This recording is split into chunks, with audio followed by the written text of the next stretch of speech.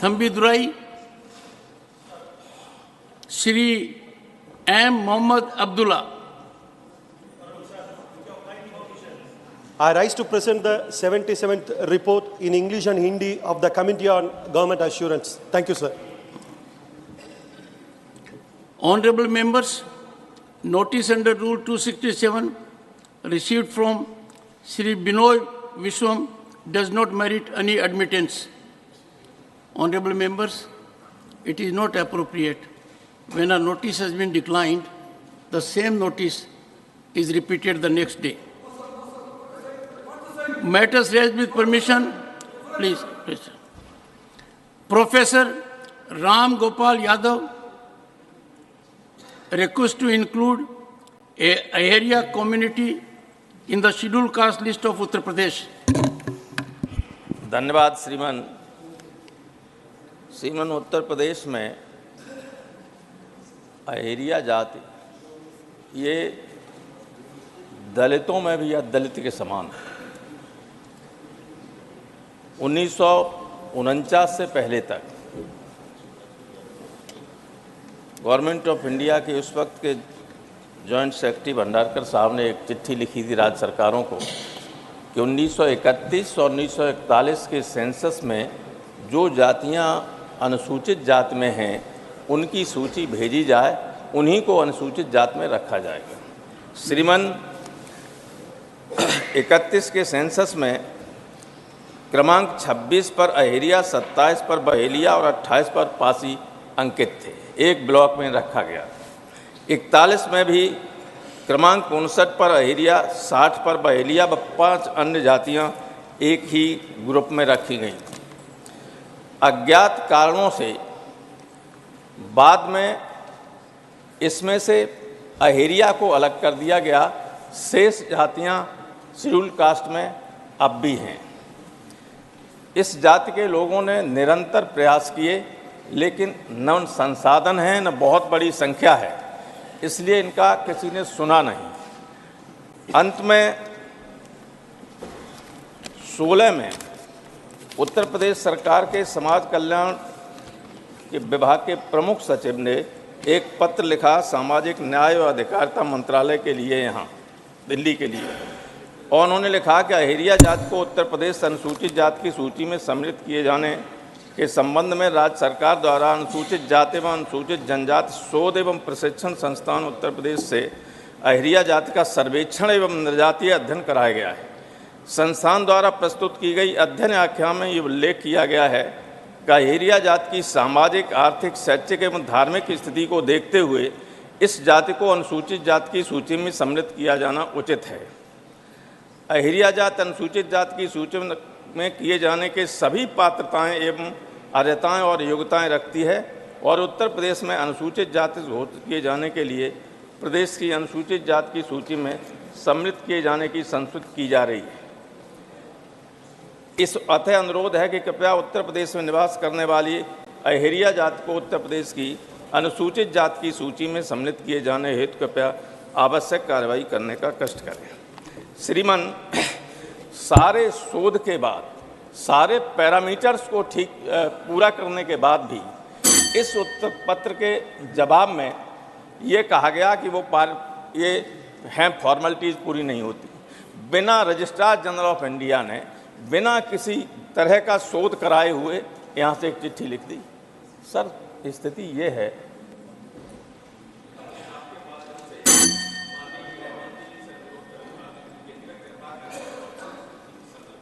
Shri Samirul Islam, concern over delay in disbursement of funds dues to MGNREGA scheme in West Bengal. Respected Chairman Sir, the issue of MGNREGA is not only a union government scheme. It is an act established in 2005. The primary focus of this act is on the improvement of rural livelihoods. For around the last 20 years, the scheme has become the lifeline for marginal people in India, with crores of citizens depending on it as this act in their right. The program contributes to rural infrastructure, and assets, indirectly addressing the basic demands and employment needs of a large section of people in rural India. Sir, however, my concern today is MGNREGA and the neglected faced by the poor people of West Bengal. The budget allocation for MGNREGA has been reduced to rupees 60,000 crore for the current fiscal year 2023 and 24. Bengal stands out as the only instance where the Union Ministry for Rural Development has completely withheld its allocation since 2021. Sir, the total due towards wages for lakhs of job card holders alone is around rupees 3,500 crore with a total pending due worth rupees 7,000 crore. These figures highlight the situation where the Union government has not sanctioned even a penny for the poor people of Bengal under the scheme named after our father of the nation in the current fiscal year. Consequently, over 20 lakh people dependent on the rural scheme, also known as the 100-day work scheme, are struggling to access their right to income. Their plight sends an adverse message to society and is breaking the backbone of the rural economy in Bengal. Sir, this matter should be a subject of debate in this House, questioning who has the authority to deprive the poor people of the eastern state of Bengal. Sir, I want to remind you, sir, West Bengal is the state that stood first for multiple time in implication of MGNREGA. Sir, another significant point is that under MGNREGA, the government should pay wages to labor within 15 days after the completion of works. Ironically, laborers from Bengal have not received their due even after 2 years. This raises concern about the adherence to the rules and the impact on the life of those dependent on this vital scheme. Thank you, sir. Dr. John Britta's concern over rising concentration of wealth in the hands of few people in India. Sir, we are presiding over multiple level of paradox. On the one count, the Constitution talk about exhorting the governments to bring policies to reduce inequalities. On the other count, the policies of the government are instrumental in surging inequalities. So the Oxfam report, the survival of the richest, talked about 1% of India owning more than 40% of the total wealth, while the bottom 50% share only 3%. We had a strange phenomena during the COVID season, sir. 84% of the people lost their income or reduced their income drastically, whereas the corporates increased their profits, sir. Sir, the government brought down the corporate tax and thereby enabled the corporates to benefit at least 2 lakh crore per year. Sir, the Oxfam report adds that wealth of billionaires surged at an unprecedented rate of 2.5 crore rupees per minute, sir. Sir, yesterday only the finance minister replied to the Lok Sabha stated that more than 10 lakh crores have been written off of industries. 2,300 people have been castigated as willful defaulters, eating up more than 2 lakh crores, sir. Sir, we all harp on India being the 5th biggest economy, sir. So statistics and figures can be fake unless we analyze them, sir.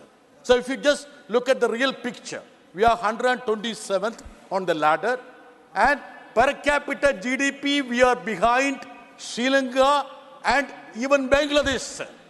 Okay, sir, on one count, we have increased the numbers. The number of billionaires in the country has gone up, and we are third. It's almost like 169 billionaires in India, sir. Sir, yesterday, the stock exchange rallied. At the same time, there was a rally of Dalits and agriculture workers a stone throw away from Parliament. They were breathing for sustenance, sir. They were demanding for land reforms. They were demanding for a remunerative wage, sir. But our government was looking at the census rally because their friends benefited and their closest friend benefited and the market cap went more than 12 lakh crores, sir. So this is the paradox on which our country is presiding, sir. So the other day, after the election victory, sir, you must have heard the Honorable Prime Minister saying that it's a victory of poor, the deprived, and the tribals. That was a statement of Honorable Prime Minister. Bhupendra Yadav, am I correct? Am I correct? Yes, that was a statement. Sir, Normal do we decorum want is to? you Do we address- want to make address the them chair. a vote?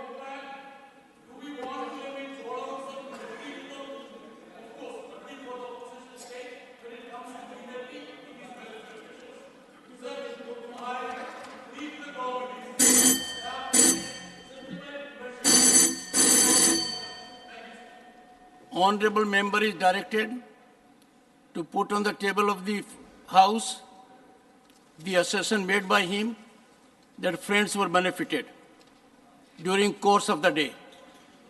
Shri A. Rahim, concern over increasing loan app crimes and other fraudulent activities in the country. Sir, I am in front of this guest house on behalf of the victims and people who lost their valuable lives due to loan apps crimes.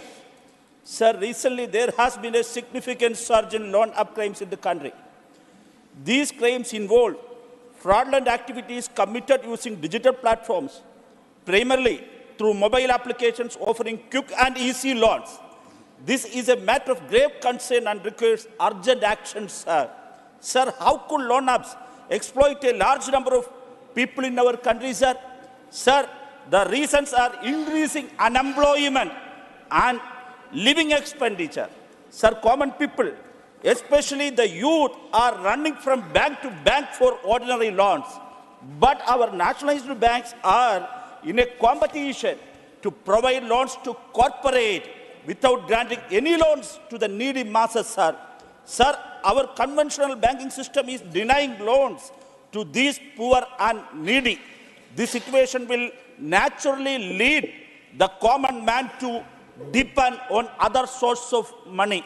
Sir, the main reason for the increase in loan arms is the flawed financial policies of the government. Sir, the situation of people who borrow money through loan apps is very pathetic, sir. Once the payment is late or if they fail to pay the amount demanded by the app owners, the customer is blackmailed, and such mafias commit heinous crimes, including circulating deep fake videos and morphed images by using data extracted from the client during the registration process. Sir, this leads to client suicide and other problems, sir. Sir, what did the union government do the deal with this, sir? Their only response is silence. Sir, I urge the government, sir, expanding small credit schemes through nationalized banks, sir. Sir, strengthening the cooperative sector and promoting credit schemes through cooperative banks are the solutions, sir. Sir, active engagement is also required in the digital arena. Sir, for this awareness should be created among the public, which loans are legitimate and which are not. Sir, should be published at regular intervals. Service providers like Google, iOS shall be regulated in this regard. Apps that violate the law should be identified and punished. Sir, this is a problem that affects the lives of the youth and common people. I urge the government to take urgent action. Thank you, sir. Thank you, Mr. Honorable A. Rahim. Srimati J.B. Mathir Hisam, the subject is demand Obliged, to take... Please. But I'm deeply obliged by the opportunity. Let me bring to the attention of this House one of the alarming issues that our country is facing today, that is farmer suicide. Sir, recently 2 farmers in my home state, Kerala, committed suicide. The suicide note of one of the farmers from Kuttanad says, "Ende maranathinu uttaravadi sarkar matram." The government is solely responsible. The government is solely responsible for my death. Sir, why did they commit suicide? farmers log and sell their paddy to the government through Supplyco, Kerala State Supplies Corporation. Government do not disperse the paddy procurement price to the farmers, and there's an inordinate delay. Why this inordinate delay, sir?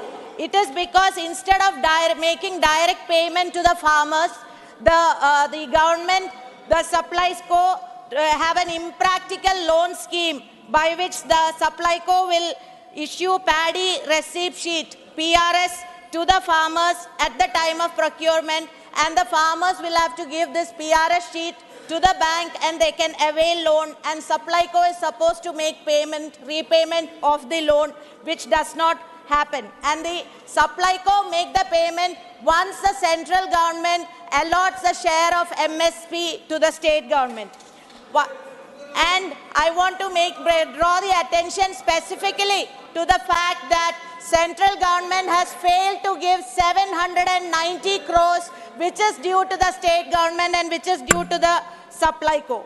Now, because of the failure, there is no payment being done to the banks, and due to that, the CIBIL score of the farmers is also affected, and they do not get the money on time. Let me get back to the suicide note, sir. I quote, "It is the money of paddy which I cultivated with my sweat that was given as PRS loan.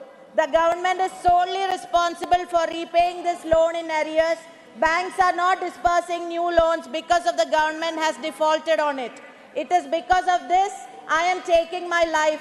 Therefore, it is only the government which is responsible for my death," unquote. The words in the suicide note is a direct reflection of the plight of the farmers our country and state is facing today. How many more lives of farmers will have to be lost for the government to wake up and make the payment which is rightfully due to the farmers?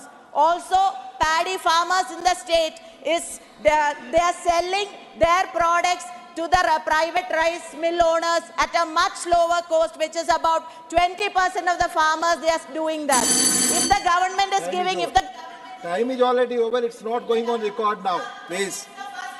Not going on record, please. Honorable Sri Babu Bhai, Jesang Bhai Desai. Honorable members, please take your seat, Mr. John Britos.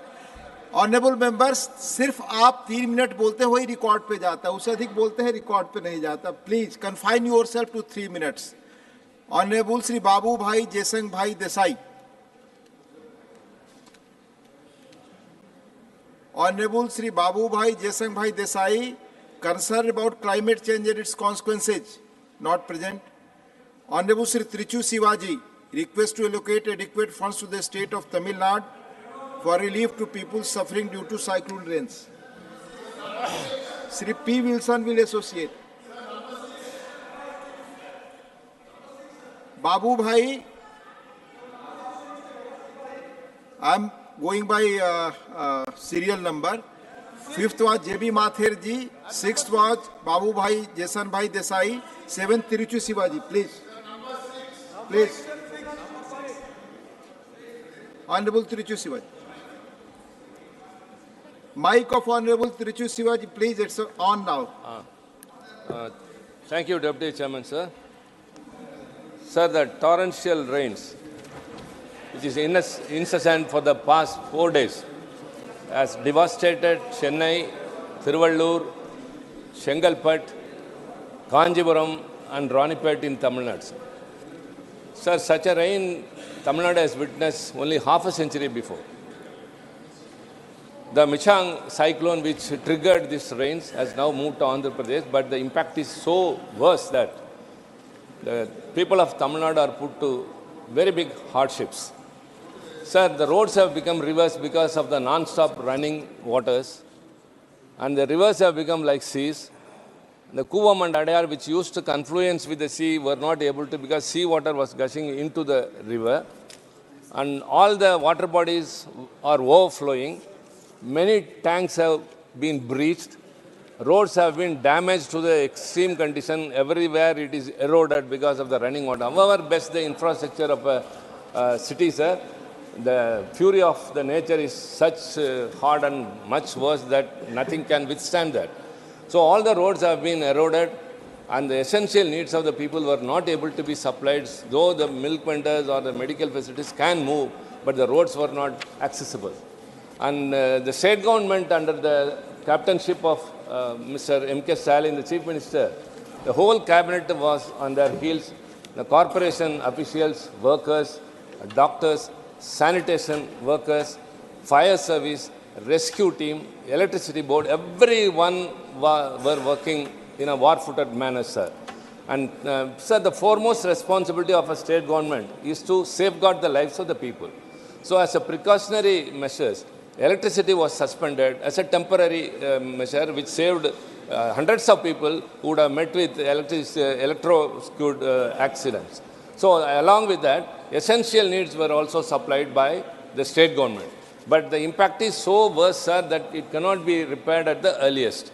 Sir, now that yesterday the Honorable Home Minister has had a telephonic conversation with the Chief Minister and he has appraised the situation, and now that the state government has requested for an interim relief of 5,000 crores, sir. So I urge the union government, considering the condition of Tamil Nadu and the 5 districts in the capital, kindly release the interim relief of 5,000 crore as an initial interim relief, which would help the state government in their efforts to safeguard the people of Tamil Nadu. Thank you very much. Thank you, Honorable Tiruchi Sivaji. You have already associated yourself. Yes, you have associated, people say. You have associated, the time is over now. Thank you, people say. Honorable Sri Ajay Pratap Singh ji, issue of distribution in PM Garib Kalyan Ann Yojana. सभापति महोदय, मैं सदन का ध्यान millets की ओर आकर्षित करना चाहता हूँ। मिलेट्स का नवीन नामकरण हमारे प्रधानमंत्री आदरणीय श्री नरेंद्र मोदी जी ने श्री अन्न के रूप में किया है। वर्ष 2023 को भारत के प्रयासों के कारण संयुक्त राष्ट्र संघ ने मिलेट वर्ष घोषित किया है। प्रधानमंत्री जी ने भारत को मिलेट्स को विश्व केंद्र के रूप में घोषित किया है। मिलेट्स में प्रमुख रूप से ज्वार, बाजरा, कोदो, कुटकी, रागी, सांवा, मेजरी इत्यादि फसलों को शामिल किया जाता है। इन फसलों का जो खेती है लगभग भारत के 12 राज्यों में की जाती है। अकेले बाजरा की खेती ही भारत के लगभग 2.5 करोड़ किसान करते हैं। भारत में जो हमारी भोजन की थाली है, उस भोजन की थाली में पहले लगभग प्रति व्यक्ति प्रति माह 3 किलो मिलेट्स की खपत होती थी। अब यह बढ़कर 14 किलो तक पहुंच गई है। हमारे यहाँ 5 से 6% जो है लोग इसका उपयोग करते हैं और प्रधानमंत्री जी के कारण लगभग मिलेट्स की बिक्री में लगभग 30% तक वृद्धि हुई है। अगर हम भूख के आधार पर दुनिया का विभाजन करें तो एक ग्लोबल साउथ है जहाँ पर भोजन की समस्या है और दूसरा ग्लोबल नॉर्थ है जहाँ पर भोजन की प्रचुरता के कारण बीमारियों का सामना कर रहे हैं। इसका समाधान भी इस मिलेट्स में ही निहित है। मिलेट्स की खेती के माध्यम से हमारे किसानों की आर्थिक प्रगति का भी रास्ता प्रशस्त होता है और मिलेट्स की जो खेती है ये कम पानी की खेती होती है। 1-2 पानी में ही इसका उत्पादन हो जाता है और इसके कारण जो हमारा भूजल का जो स्तर है जो घटता जा रहा है उसकी भी सुरक्षा की जा सकती है। संक्षेप में मैं ये कहना चाहता हूँ कि मिलेट्स पोषण युक्त है, मिलेट्स हमारे स्वास्थ्य के लिए उपयुक्त है। इसलिए मैं आपके माध्यम से सरकार का ध्यान आकृष्ट करना चाहता हूँ कि जो हमारी सार्वजनिक वितरण प्रणाली है उस सार्वजनिक वितरण प्रणाली में हम मिलेट्स उत्पादों को शामिल करें। इसके माध्यम से हम भारतवासियों के स्वास्थ्य की भी रक्षा कर सकेंगे। मिलेट्स की अधिक से अधिक खपत होने के कारण किसान भी इसके उत्पादन के लिए प्रोत्साहित होंगे। इसके माध्यम से गांव की भी जो आर्थिक समृद्धि है उसका भी मार्ग प्रशस्त होगा। बहुत बहुत धन्यवाद उपसभापति महोदय। धन्यवाद माननीय अजय प्रताप जी। Honorable Sri Vaiko, concern over frequent attacks and arrest of Indian fishermen by Sri Lankan Navy. Mr. Deputy Chairman, sir, thank you very much for the opportunity given to me. Sir, Sri Lankan Navy is continuously attacking our Tamil fishermen. About 800 fishermen were shot dead and thousands of fishermen were brutally attacked and their boats and fishing trawlers were damaged and fishing nets destroyed in the past. Recently, they have started capturing the boats and put them into action. Unfortunately, it has become a real story. There have been several incidents of Sri Lankan Navy personnel even firing at Indian fishermen in the Pak Strait and seizing their boats, damaging their boats and high-handedness by the Sri Lankan forces. Recently, 22 fishermen were arrested by Sri Lankan Navy. The frequent arrest and seizure of boats had shattered the livelihood of many fishermen. I would urge upon the Union government to take urgent steps to secure release of all the fishermen and their boats unconditionally. The government should also put diplomatic pressure on the Sri Lankan government for giving compensation and solatium to the next of kin who were shot dead and boats damaged by the Sri Lankan Navy. They should hold a high-level talk to find a permanent solution to this non-stop harassment to our fishermen by the Sri Lankan Navy. So Tamil Nadu fishermen, are they not the citizens of India? If they are citizens of India, what Navy is doing there? It is sitting like a lame duck in the Bay of Bengal. Thank you. Honorable Sri GVL Narsim Rao, concern over attempts to ridicule Sanatan Dharma. Please. Thank you, sir. Sir, a minister in the state government of Tamil Nadu indulged in hate speech against Sanatan Dharma and Hindu religion. I quote what he said. Sir, Sanatan Dharma is like malaria and dengue, and so it must be eradicated and not opposed. These are statements by a minister in a state government. And sir, another minister in the same state government, higher education minister, said the purpose of formation of I.N.D.I.A. alliance is for the eradication of Sanatan Dharma. This is the agenda. Is this the kind of anti-India agenda that they want to pursue? So, another minister in Karnataka government, who also happens to be the son of Congress president, who is also a leader of the opposition in Rajya Sabha, he supported those comments. This is the agenda of I.N.D.I.A. alliance. Sir, this constitutes hate speech. Honorable Supreme Court, in its directions, clearly stated that offences under 295A, under 505, 153A, 153B, they all constitute hate speech. Sir, deliberate and a malified act intended to outrage religious sentiments. This is what it was intended for. There was also an attempt to create public mischief. Therefore, I call upon the state government, Tamil Nadu, to, on its own, register FIR against the same ministers who spoke against Sanatan Dharma, and also dismiss these ministers from the state government, because what they have publicly stated is a violation of the oath they have taken under the Constitution. The Constitution allows every religion, every member, every sect to practice its faith and to even propagate it. And here you have ministers in the state governments who are campaigning against Sanatan Dharma and calling for its eradication. So therefore, sir, I appeal that cases should be booked against the concerned ministers and they must be dismissed without any further delay. So this is nothing but an act to destroy the fabric of religion in India. This is to destroy social fabric. If this is an agenda for any political party, that will be dangerous to India. Therefore, I appeal I demand an apology. I demand an apology from the... Not going on record now. Time is over. Your time is over, please. Honorable Binay Biswam. Honorable Binay Biswam. Please. Honorable Binay Biswam, please. Honorable Binay Biswam. Your subject is, please, demand to provide decent wages along with the meaningful engagement steps to all government-sponsored distance workers. Make the house Please. in order. Please. Make the house in order, sir. Please speak, it will be in order. Please Make the house speak. in order, sir, please. Please speak. Please, there is no discussion. Honorable Tiruchi Sivaji, please take your seat. Please take your seat. All the members who are standing, please take your seat. You please speak. So I begin when the house... Please, Binay Biswamji, please speak. Yes, sir. Thank you, sir. Please. Thank you, sir. Please, Binay Biswamji, please speak. Binay Biswam, please. He totally give the false So I information am to going the on House. another name. Please, Binay Biswamji, then... Yes, please, sir. Please. Now my time begins.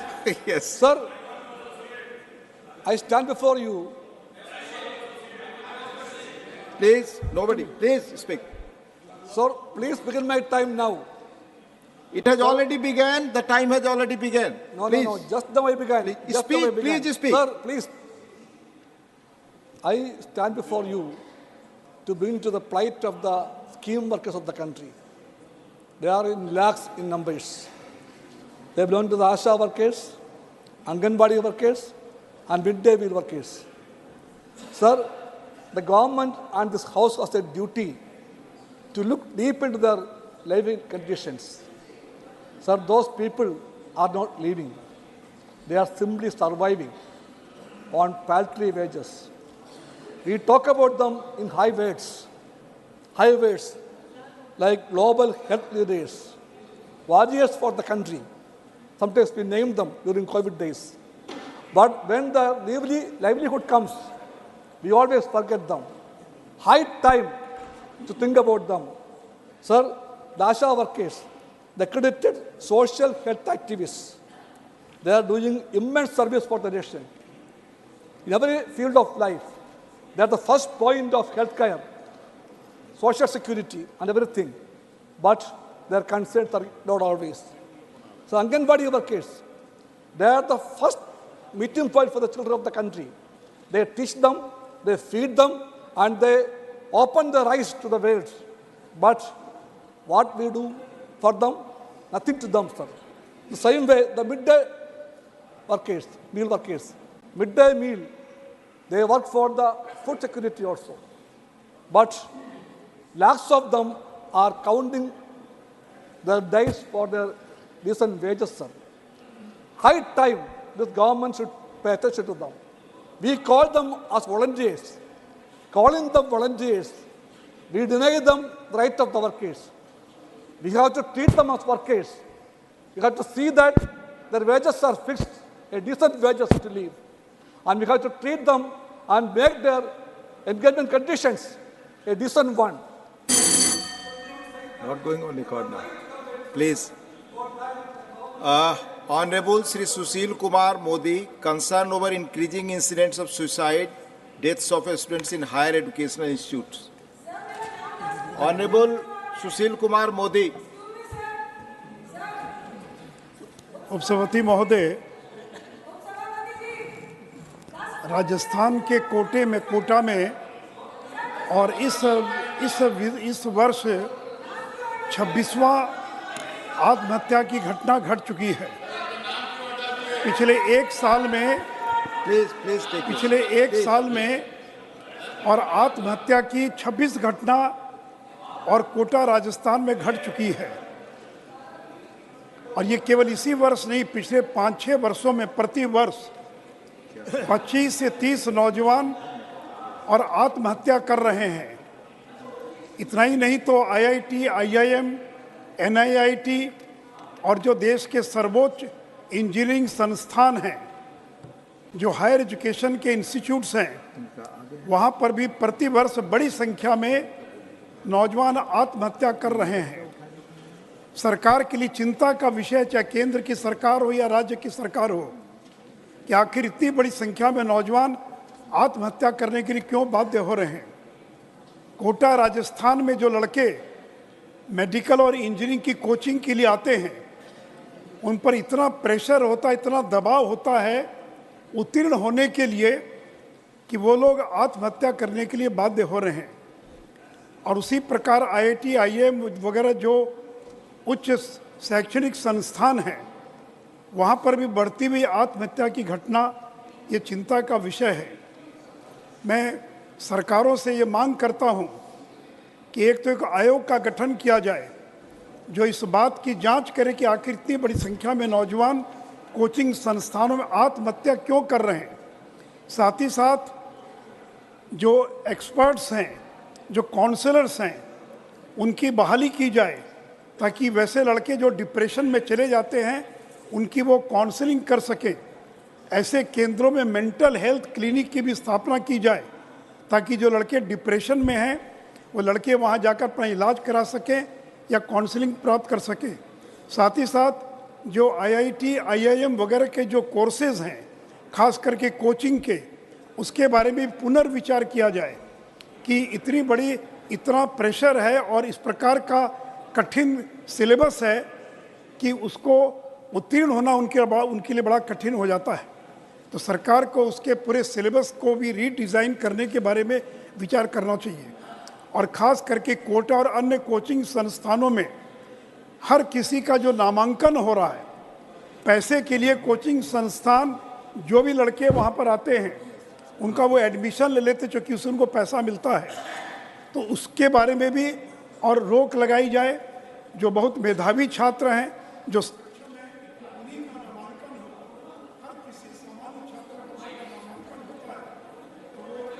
time is over.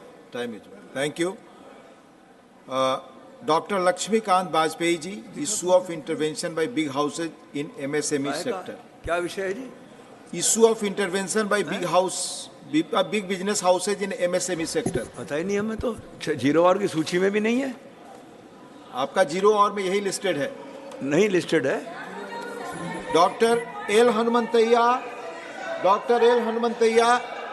demand to take preventive steps to address rising problems of malnutrition and anemia across the country. Please, माननीय सदस्यगण, जिनका नाम सूची में है उसी अनुसार मैं बुला रहा हूँ। Please take your seat. Sir, जिनके नाम नहीं है मैं नहीं बुला रहा हूँ, जिनके नाम है वही बुला रहा हूँ। Please, doctor L Hanumanthaiah. Sir, thank you chairman sir.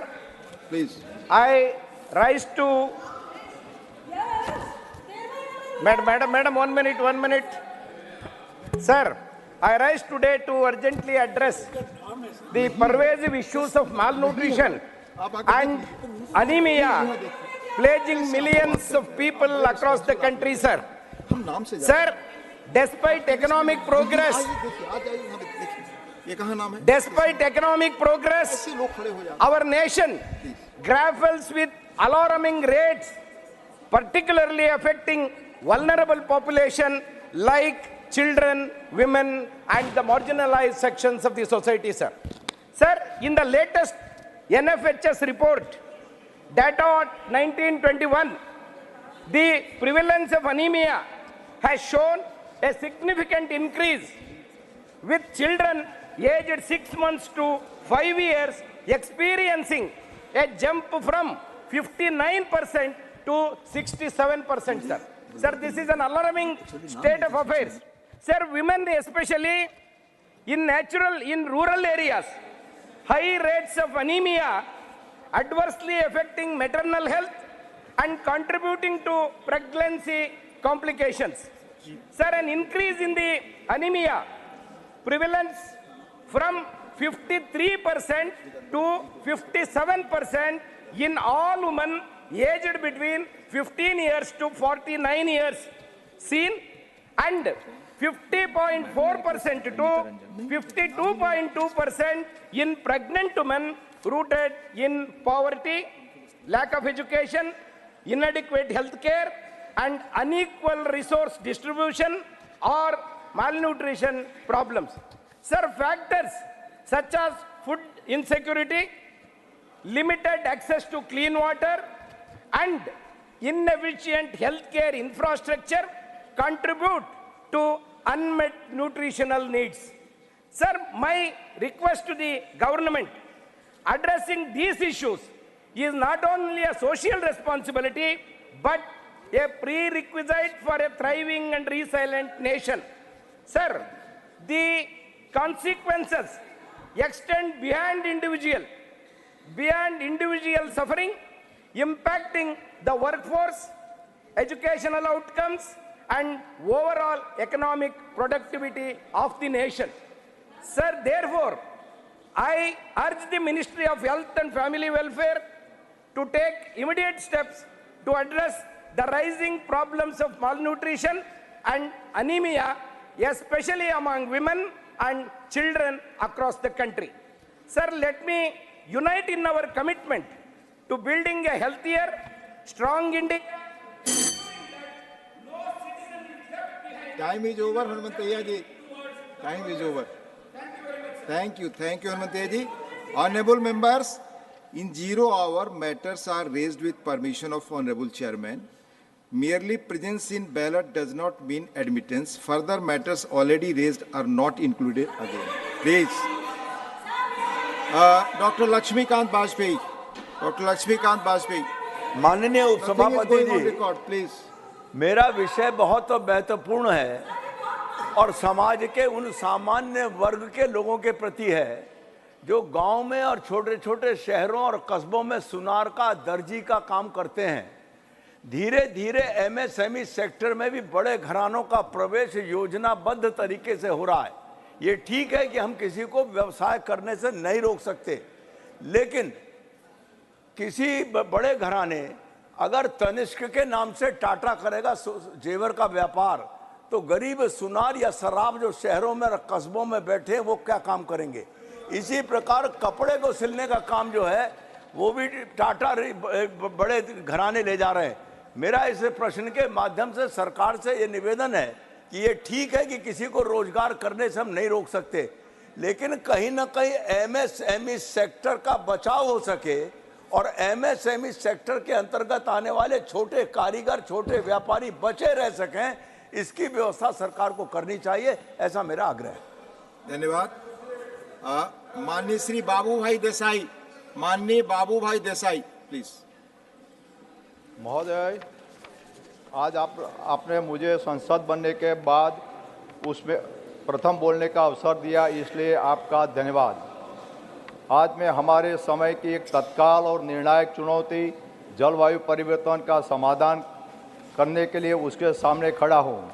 हमारा यह मानवीय गतिविधियों के कारण अभूतपूर्व परिवर्तनों से गुजर रहा है, जिसके परिणाम स्वरूप तापमान में वृद्धि, मौसम के पैटर्न में बदलाव और असंख्य परिस्थितियों व्यवस्थापन उत्पन्न हुए हैं।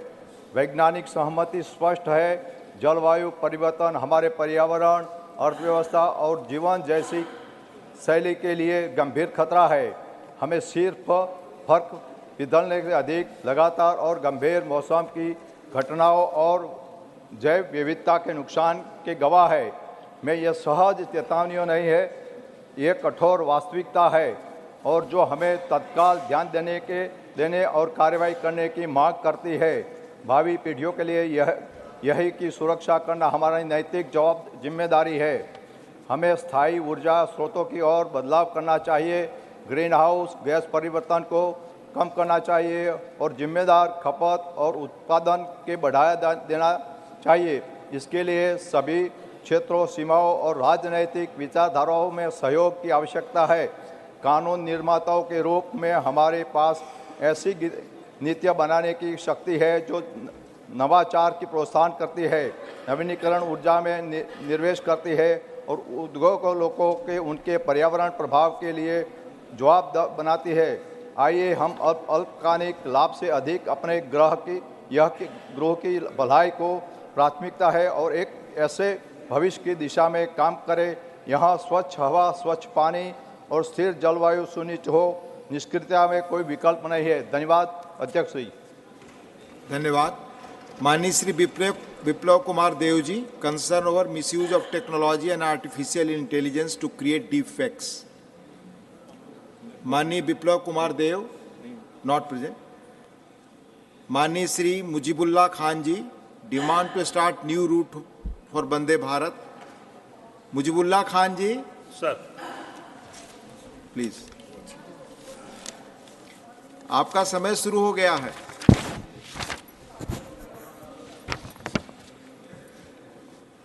Thank you, sir. In order to meet Odisha's demand for connectivity, very necessary for Odisha to have great connectivity various regions, and witness that Vande Bharat train between Puri and Howrah in West Bengal, along with a recent addition of a train between Puri and Raulkela connectivity, the same massive practical and reading towards it is impressive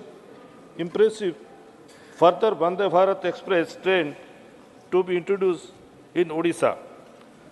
The state of Odisha has suffered a neglect from the central government as reflected by its power rail connectivity.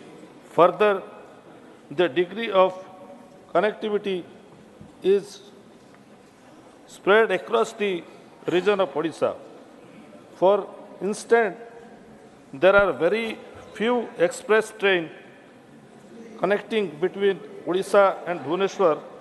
Between Odisha and Bhubaneswar, both the express train mentioned above by the track towards the another part of Odisha. The proposal for a new connectivity in running between Bhubaneswar and Hyderabad by some having a Vande Bharat between two hubs will the travel time reduce travel time 7 hours. A major complaint death of trains running between the two locations. This new introduction will lead to further connectivities of passengers, will give a much needed push a connectivity. Thank you. Thank you, धन्यवाद श्री मुजीबुल्लाह खान जी। माननीय Shrimati Sangeeta Yadav, concern over problems faced by mentally challenge people. माननीय संगीता यादव जी, माननीय Sangeeta Yadav ji, please. नहीं, zero hour नहीं लगा। Concern over problems faced by mentally challenge people. माननीय सदस्य, आप जो आप देते हैं यहाँ बोलने के लिए, उन विषय पे ध्यान रखें और बोलें प्लीज। सॉरी सर, आज मैंने देखा नहीं, कल लगा था मेरा। धन्यवाद। Doctor Radha Mohan Das Agrawal ji, request for provision of salaries and allowance to local representatives of the constituency. माननीय उपसभापति महोदय, भारत के संविधान में यह व्यवस्था है कि व्यक्ति काम के बदले में वेतन पाए और समान काम के बदले में समान वेतन पाए, लेकिन दुर्भाग्यपूर्ण है इस देश में जनप्रतिनिधियों के साथ ही दोहरा आचरण किया जा रहा है। राष्ट्रपति महोदय, उपराष्ट्रपति महोदय, केंद्र के मंत्रीगण, राज्य के मंत्रीगण, माननीय सांसदगण, माननीय विधायकगण, इन सब ने संवैधानिक तरीके से और कानून बना करके अपने अपने वेतन की, अपने अपने भत्ते की और अपने अपने पेंशन की व्यवस्था की हुई है। ये व्यवस्था संविधान प्रबद्ध माध्यमों से हम लोगों ने की है, लेकिन दुखद है इस देश में लाखों की संख्या में ऐसे जमीनी जनप्रतिनिधि हैं, ग्राम प्रधान से लेकर के और मेयर तक, जो जमीनी धरातल पर बहुत महत्वपूर्ण काम करते हैं। विकास की जो भी योजनाएं हम यहाँ बनाते हैं, जमीनी धरातल पर उनको लागू करने का काम वही करते हैं। वो प्रत्यक्ष जनता के संबंध में रहते हैं, लगातार जन समस्याओं को लेकर के उन्हें 24 घंटे काम करना होता है। हमने इन बड़े जनप्रतिनिधियों के लिए संविधान के तौर तरीके से वेतन की, भत्ते की और पेंशन की व्यवस्था कर दी। भारत अकेला ऐसा देश होगा शायद जिसने संवैधानिक रूप से 73वें और 74वें संशोधन के माध्यम से ग्रामीण और शहरी क्षेत्रों में लोकतंत्र का विकेंद्रीकरण किया और स्थानीय निकायों को चलाने के लिए जनप्रतिनिधियों की संवैधानिक रूप से व्यवस्था की। उनके अधिकार दिए, उनके दायित्व दिए, लेकिन जो कुछ उनको नहीं दिया वह था उनका वेतन नहीं दिया, उनका भत्ता नहीं दिया और उनका पेंशन नहीं दिया। मैं जानना चाहता हूं इस सदन से, इस सौतेले और इस दोहरे आचरण का आधार क्या है? क्या वह जो छोटे जनप्रतिनिधि होते हैं, क्या उनके परिवार नहीं होते, उनके माँ बाप नहीं होते, उन्हें अपने माँ बाप की चिंता नहीं करनी होती, अपने बच्चों की चिंता नहीं करनी होती? आखिर किन कारणों से आज तक हमने संवैधानिक रूप से उनके लिए यह व्यवस्था नहीं की? स्थानीय आधार पर सरकारें, मुख्यमंत्री दया की तरह उनको वेतन, उनको भत्ता देते हैं, ब्यूरोक्रेसी उनको नियंत्रित करती है। यह दोहरा आचरण इस देश में समाप्त होना चाहिए। अगर हम संविधान संशोधन लेकर के जनप्रतिनिधियों को लाए थे तो हमें उस कानून में यह व्यवस्था करनी चाहिए थी कि हम उन्हें आर्थिक रूप से समस्त बनाते। हमने नहीं किया, हमने लोकतंत्र का मजाक उड़ाया है, हमने उन्हें अधिकारियों के आधार पर छोड़ दिया है। और इसलिए मैं सरकार से मांग करता हूं, अध्यक्ष महोदय, आपके माध्यम से सरकार से मेरी अपेक्षा है, सरकार संविधान संशोधन करे 73वें और 74वें संशोधन में और अपने सारे स्थानीय जनप्रतिनिधियों के लिए वेतन की, भत्ते की और Not going on. Thank you. माननीय Shri Vikramjit Singh Sahney ji, demand to implement uniform national level parameter for release of prisoners. माननीय विक्रमजीत सिंह साहनी जी, नॉट प्रेजेंट। माननीय सदस्य, 0 आवर आप देते हैं तो उसके महत्व को समझना भी चाहिए, उस वक्त मौजूद भी रहना चाहिए। अगर हाउस में है तब आपका ध्यान उस पर नहीं है तो ये आपके लिए सेल्फ इंट्रोस्पेक्शन का विषय। बैठे आप, कोई ऐसा प्रोविजन नहीं, आप जानते हैं रूल्स को राघव जी, फिर भी आप पूछ रहे, please. Doctor Fauzia Khan ji, request to address the issue of missing women in India. Doctor Fauzia Khan ji, please. Thank you, sir.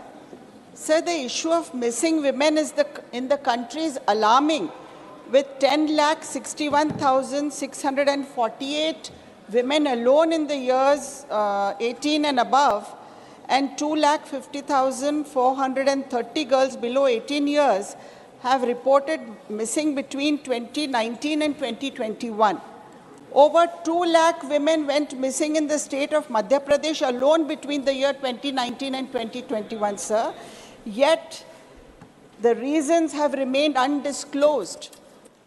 Sir, the suspected reasons behind the disappearance of these women are diverse, like trafficking, trade, and in minuscule cases, elopement. Tackling this issue requires collective action on various fronts: strengthening law enforcement to identify trafficking networks, enhancing border control, establishing a database for accurate identification of the reasons for the disappearances. Additionally, the numbers have come as a surprise to many, indicating the lack of awareness of the incidents of disappearance of women. Therefore, public awareness campaigns, community involvement, educational programs can help prevent vulnerable individuals from falling prey to traffickers.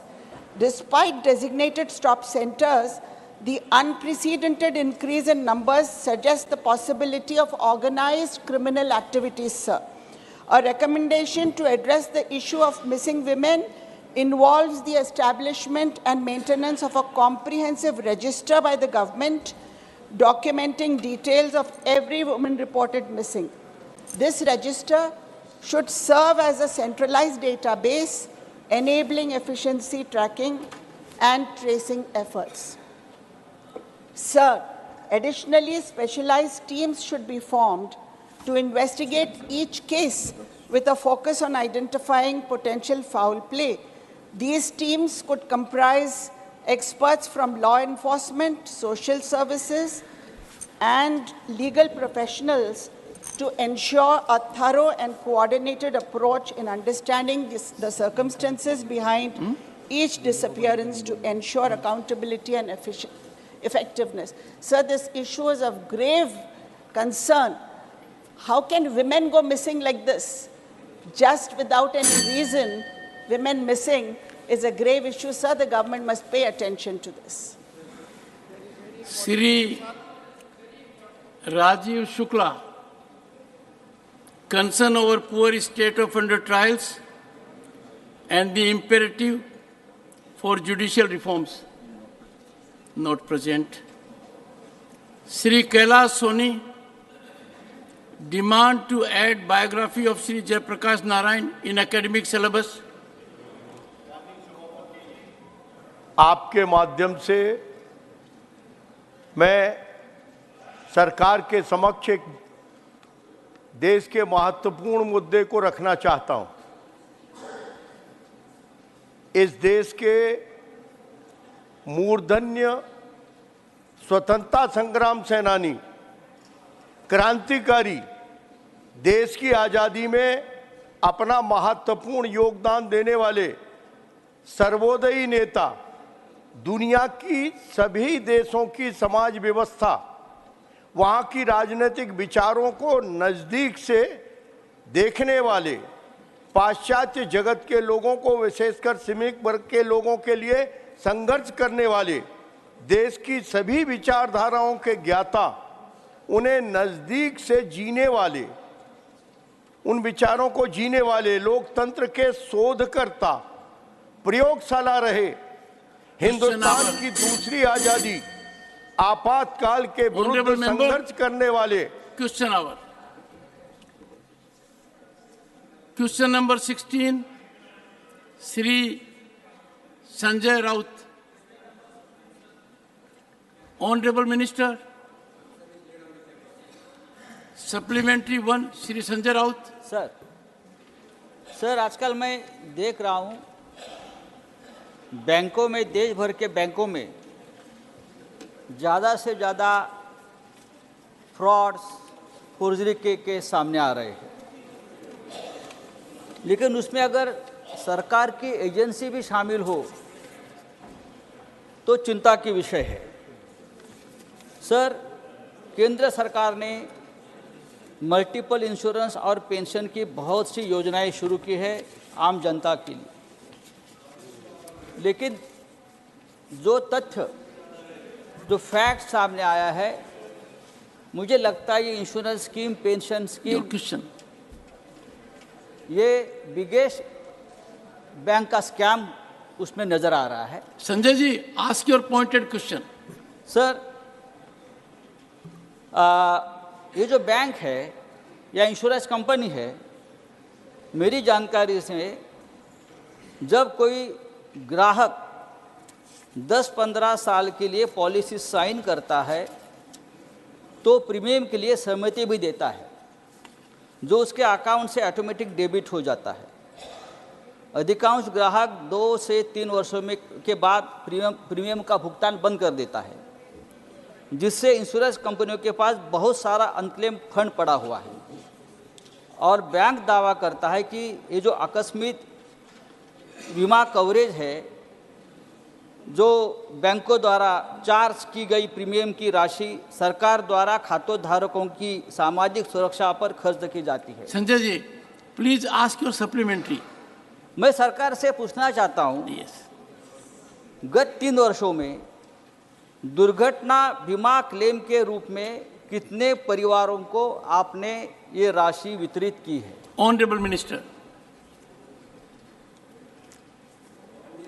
महोदय, सभागृह के ज्येष्ठ सदस्य संजय जी राउत, इन्होंने बहुत महत्वपूर्ण question raise किया है।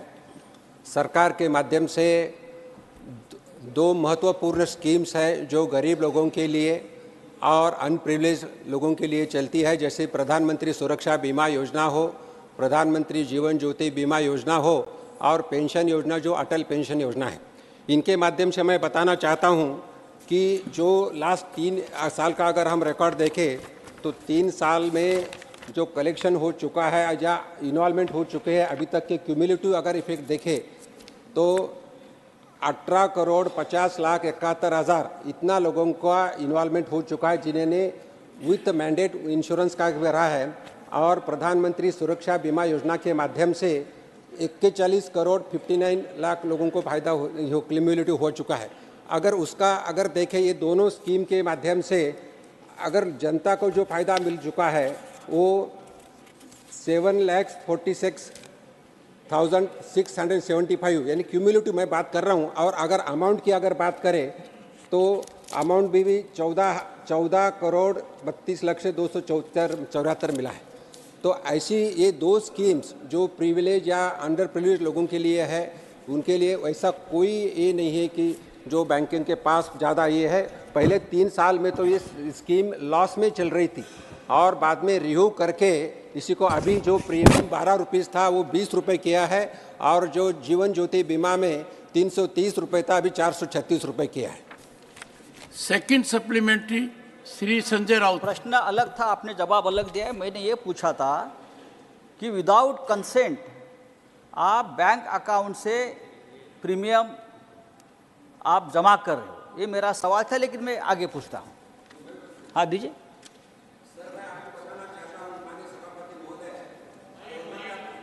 क्लियर मैंडेट है कि कोई भी इंश्योरेंस कंपनी के अगर कस्टमर से पैसा लेना है तो उनका सिग्नेचर लेना जरूरी है, उनका कंसेंट लेना जरूरी है। उसके सिवाय पैसा काटा नहीं जाता और उनका इंस्टॉलमेंट नहीं लिया जाता। That is a clear indications from the government. Shri Sanjay Raut second supplementary. Accident insurance योजना है और सरकार उसमें मुआवजा देती है, लेकिन एक्सीडेंट में व्यक्ति के हाथ पांव आँख या ऑर्गन डैमेज होने पर आप मुआवजा देते हैं या उनकी मौत होनी चाहिए मृत्यु के बाद ही देते हैं, क्लियर नहीं है। एक्सीडेंट बीमा योजना के बारे में पूछ रहा हूँ। Honourable minister. माननीय सभापति महोदय, ये एक्सीडेंट योजना में क्लियर है जिसमें अगर डेथ हो गया इट इज़ एक्सीडेंटल डेथ और एक्सीडेंट का डेफिनेशन भी दिया है गवर्नमेंट के माध्यम से। Except suicide all deaths are considered as accident death except suicide and except illness. Means accident होना चाहिए, there should be hit from the outside, that is accident. तो अगर सुसाइड किया तो वो एक्सीडेंट नहीं माना जाता। Even I am saying murder भी किया तो दैट इज कॉल्ड एक्सीडेंट और उसको इंश्योरेंस क्लेम किया जाता है। अगर इसी में 2 लाख का इंश्योरेंस मिल जाता है, अगर उनको इरिकवरेबल 2 आईज चले गए that is a permanent damage to the eyes, then 1 lakh का इंश्योरेंस मिल सकता है। अगर दोनों हाथ चले गए तो उनको 1 लाख मिल सकता है इंश्योरेंस, और दोनों पाँव चले गए तो उनको 1 लाख इंश्योरेंस मिल सकता है। लेकिन कभी कभी क्या होता है, एक आँख चली गई और एक हाथ चला गया, still he will get insurance of 1 lakh rupees. कभी कभी एक हाथ और एक पाँव चला गया, कटा गया, तो भी उनको इंश्योरेंस 1 लाख का मिलता है। लेकिन इसमें 2 organs is essential in this rule. Third supplementary Shri Dhananjay Mahadik. Thank you, Chairman, sir. I would like to know from the Minister through you, sir, what is the nature of the scheme of Pradhan Mantri Suraksha Bima Yojana? Thank you, sir. Honorable Minister. Sir, प्रधानमंत्री सुरक्षा बीमा योजना जैसा मैं पहले ही बताया कि ये पुअर लोगों के लिए, अनऑर्गेनाइज्ड पॉपुलेशन के लिए और जो अंडर प्रिविलेज है लोगों के लिए है। इस स्कीम में ओनली 20 रुपये का प्रीमियम 1 साल से दिया जाता है और इसमें भी समझो 1 जून से योजना चलती है, 1 जून से 31 मई तक। अगर किसी ने ये योजना में जैसा 3 महीने के बाद किया तो उसको 3 महीने के बाद, 6 महीने के बाद भी उनको इन्वॉल्व हो सकते हैं। और मैंने जैसे बताया there should be a permanent damage of the organ. अगर ऑर्गन हो गया तो उसमें आईज हो, हैंड्स हो, फुट हो तो इसका फ़ायदा मिल सकता है। अगर एक्सीडेंटल डेथ हो गया तो भी 2 लाख उनके जिसके ऊपर नॉमिनी है उनको ये मदद मिल सकती है। और अगर मैं बताना चाहता हूं तो अभी तक इस योजना के माध्यम से 2115 करोड़ का राशि डिस्टर्बर्स हो चुकी है। 2502 करोड़ की राशि यानी लोगों को मदद मिल चुकी है। Fourth supplementary Shrimati Sulata Dev. Thank you chairman sir, मुझे सप्लीमेंट्री में बोलने के लिए मौका देने के लिए। मैं आपके माध्यम से ये जानना चाहती हूँ कि जो हेल्थ इंश्योरेंस कंपनी है, भारत में कितने हेल्थ इंश्योरेंस कंपनी काम कर रहे हैं, और देखा जाए तो मैं तो यहाँ भी क्वेश्चन पूछूंगी कि यहाँ जो हेल्थ इंश्योरेंस कंपनी के जो कॉन्ट्रैक्ट रिन्यूअल होते हैं सालों में, उसमें कितना परसेंटेज रिन्यूअल अमाउंट लेना चाहिए? कोई गाइडलाइन है क्या?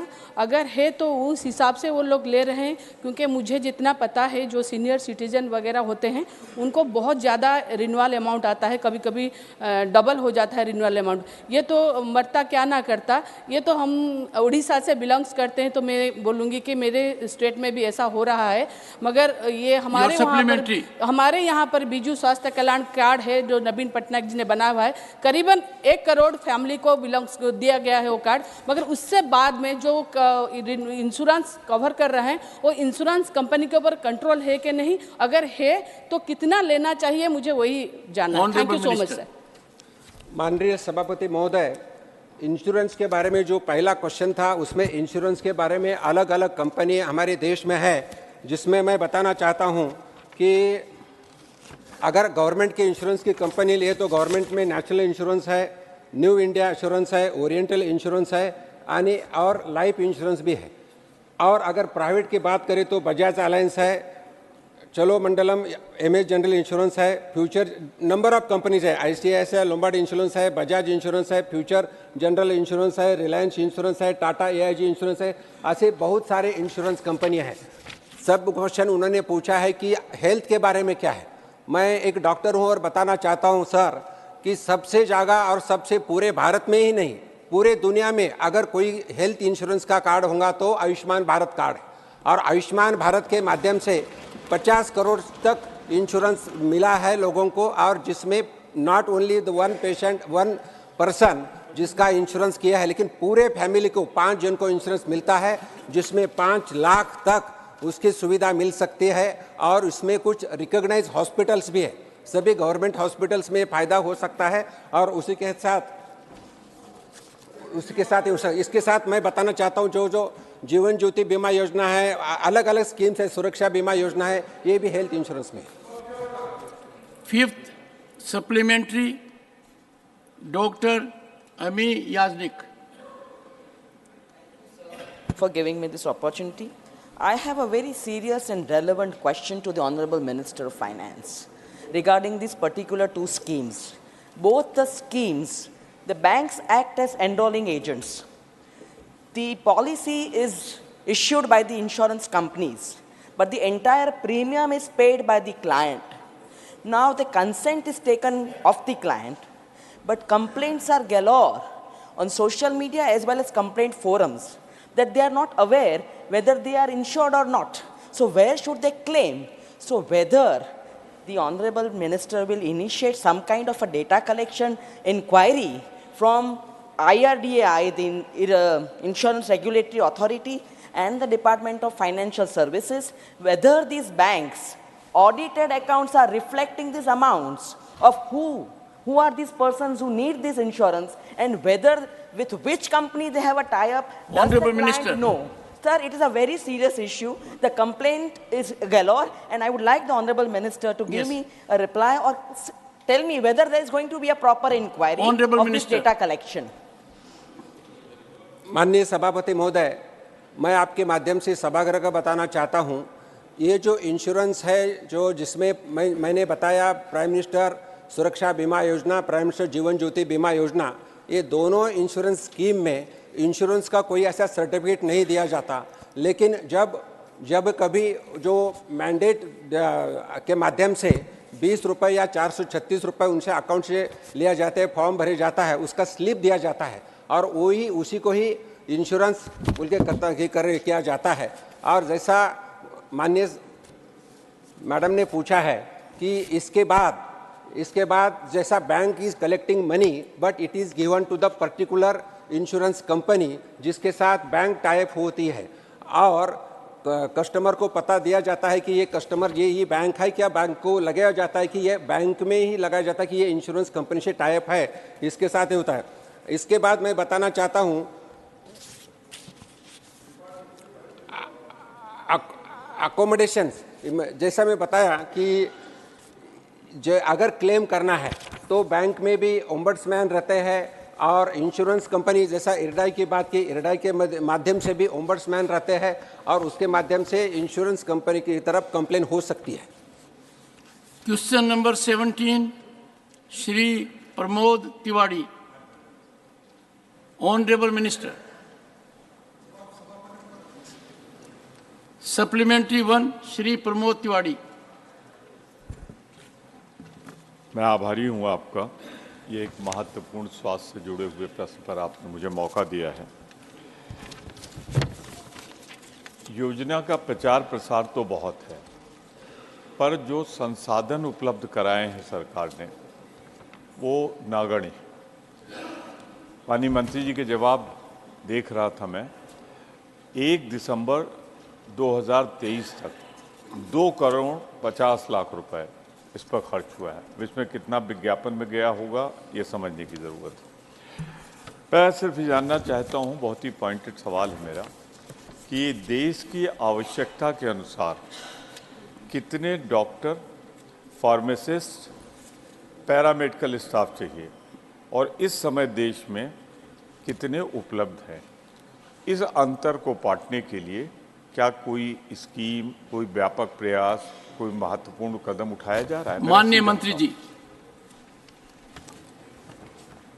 माननीय अध्यक्ष जी, हमारे वरिष्ठ सदस्य ने बहुत ही अच्छा सवाल पूछा है कि देश की हेल्थ सिस्टम कैसे मजबूत हो। तो हमारी दोनों मॉडर्न मेडिसिन और आयुष सिस्टम दोनों बहुत ही अच्छी तरह से काम करें। और वैसे एक क्वेश्चन आयुष से रिलेटेड है और ये आयुष मिनिस्ट्री खुद प्रधानमंत्री नरेंद्र भाई मोदी ने ही बनाई है और खुद ने सजावट की है। और ये central sector scheme Ayushman Bharat के बारे में है। तो उसमें कुल अभी तक आयुष मेडिकल कॉलेज 2014 में 523 थी, वो 2022 में 780 और ऐसे ही अंडर ग्रेजुएट सीट्स भी 74% की बढ़ोतरी है। तो 23,974 सीट्स की बढ़ोतरी है। ऐसे पीजी सीट से वो भी 2,102 की बढ़ोतरी 41% रही थी। और ये आयुष्मान भारत सेंटर में हर सेंटर में एक डॉक्टर होता है, पैरामेडिकल स्टाफ होता है। और ऐसे ही खुद प्रधानमंत्री ने तो ये आयुष्मान भारत का जो हॉस्पिटल था, उस हेल्थ एंड वेलनेस सेंटर, उसको आयुष्मान आरोग्य मंदिर का नाम दिया है। और आज ये सेंटर बहुत ही अच्छी तरह से काम करे और हर देश में अभी आयुष और मॉडर्न मेडिसिन के दोनों के डॉक्टर बहुत ही अच्छी तरह से जो हमारा जो गुणोत्तर था उसके आसपास ही काम कर रहे हैं। और कम से कम आज आपको हम बताएं तो कुल ड्यूरिंग हमारी आज का ये क्वेश्चन के अनुरूप फाइनेंशियल 2021-22 में 100 आयुष डॉक्टर्स और 36 अदर पर्सन, वो 2 स्टेट में हमने एजुकेट आयुष इसके बारे में ये ट्रेनिंग दिया है। 1564 आयुष टीचर्स 10 स्टेट के, 421 आयुष डॉक्टर 6 स्टेट के, 22 Ayush paramedics in 1 state and 327 other person in 7 state. हमने ये आयुर्ज्ञान स्कीम के अंडर ट्रेनिंग दी। इसके अलावा ईयर 2023-24 में ये लास्ट 8 मंथ में 527 आयुष टीचर्स 7 स्टेट के, 186 Ayush doctors in 3 states, 30 Ayush paramedics in 1 state and 117 other personal जो 3 स्टेट के हमने CME कंपोनेंट और इसकी आयुर्ज्ञान स्कीम के अंडर ट्रीट किए। ऐसे ही हमारी दूसरी भी हमारी जो हमारी जयपुर की NIA इसके द्वारा ITREGA और all India Institute of Ayurveda के द्वारा भी स्टूडेंट्स को हम टीच करते हैं। तो ऐसे सब डॉक्टर्स और फार्मासिस्ट जो हमारे हैं उसको आज बहुत ही अच्छी तरह से काम करें। Thank you sir. Second supplementary Shri Pramod Tiwari. Sir, बहुत विनम्रता से कहना चाहता हूँ, आयुर्वेद, नेचुरोपैथी, योगा का मैं समर्थक हूँ और चाहता हूँ कि इसका ज़्यादा से ज़्यादा विकास प्रचार हो। पर मैंने सवाल सिर्फ सीधा सा पूछा था, कितने डॉक्टर्स की आवश्यकता है, फार्मासिस्ट की और जो पैरा स्टाफ, और उसके अनुपात में कहाँ आया सर? नहीं आया। प्रश्न पूछिए। दोबारा मैं चाहूँगा अगर जवाब दे तो अच्छा है, पर एक सवाल मेरा और सुझाव भी है।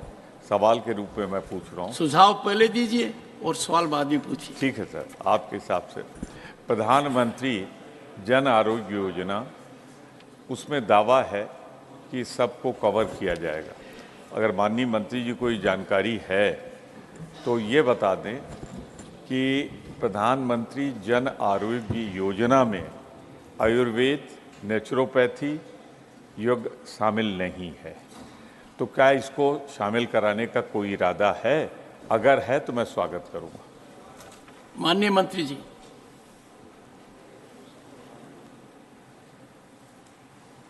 माननीय सभापति जी, आज हमारी सदन की एक बड़ी सदस्य ने जो सवाल की है बड़े रेलिवेंट है। स्वास्थ्य सेक्टर में आज एक एग्जाम्पलरी ट्रांसफॉर्मेशन लाया गया है। माननीय प्रधानमंत्री जी ने पिछली 9.5 साल की कार्यकाल में उन्होंने आयुष सेक्टर को बढ़ावा देने के लिए जो भी कदम उठाए हैं, देशवासियों ने, दुनिया ने इसको देखी है और महसूस भी की है, और उसमें से सबको सेवा भी मिली है। सबको मुझे लगता है कि काफ़ी अपने शारीरिक समस्या से राहत भी मिली है। तो इसलिए माननीय प्रमोद तिवारी जी ने जो सवाल की है, हमारे ये जो सेंट्रल सेक्टर आयुर्विज्ञान के जरिए जो भी हमारे डॉक्टर्स है, जो टीचर्स है, जो पैरामेडिकल स्टाफ है, जो नॉन आयुष साइंटिस्ट है, जो फिजियोथेरेपिस्ट है, सबको उनकी मतलब एम्पावरमेंट के सिलसिले में, आप स्किल के सिलसिले में उनकी क्षमता बढ़ाया जाए। उनकी इसके लिए उनको अधिक काबिलियत बनाने के लिए ये सेंट्रल सेक्टर स्कीम में वो व्यवस्था रखा गया है। तो आपका सवाल है कि आज ये जो आपने कहा कि मतलब प्राइम मिनिस्टर जन आरोग्य योजना जो है, तो माननीय प्रधानमंत्री जी ने तो हमें ये निर्देश दी है कि दोनों सिस्टम को एक साथ आप आगे बढ़ाए। दोनों system, integrated system of medicine आगे बढ़ाने के लिए उन्होंने जो निर्देश दी थी, उसी निर्देश को हम निष्ठापूर्वक पालन करने के लिए ministry of health and family welfare, ministry of Ayush पिछली 2 साल एक साथ हम लोग काम किया है। और आज एम्स से लेकर up to the health and wellness centre तक, सब सेंटर तक, और district hospital, community health centre, primary health centre, हर सेंटर में दोनों सिस्टम उपलब्ध हो, इसके लिए जो भी निर्देश दी है उसको हम लोगों ने उसको सही लागू करने के लिए हम लोग प्रतिबद्ध है और हम लोग कर रहा है। तो इसलिए आपका जो सवाल है, माननीय प्रधानमंत्री जी ने ये बात कही है कि दोनों मिनिस्ट्री का लक्ष्य एक ही है, prevention of disease, preservation of health. अगर एक ही लक्ष्य है, एक साथ क्यों नहीं काम करें? तो इसलिए एक होलिस्टिक वर्किंग रिलेशनशिप डेवलप करने के सिलसिले में जो भी आज सारे प्लानिंग की गई है, जिसको लागू की गई है, मुझे लगता है कि देशवासियों के लिए हो या दुनिया के लिए हो, ये बहुत बड़े एक उदाहरण है और ये निश्चित रूप से होलिस्टिक हेल्थ केयर सिस्टम में बहुत बड़ा काम में आए। Third supplementary doctor Anil Jain. Doctor Anil Jain ji sir. Third supplementary. माननीय प्रधानमंत्री जी के इनिशिएटिव पर देश में ही नहीं दुनिया में आयुष का फैलाव हुआ है और आयुष के प्रति दुनिया के लोगों की श्रद्धा बढ़ी है और दुनिया के लोग आयुष के माध्यम से अपना ट्रीटमेंट कराना चाहते हैं।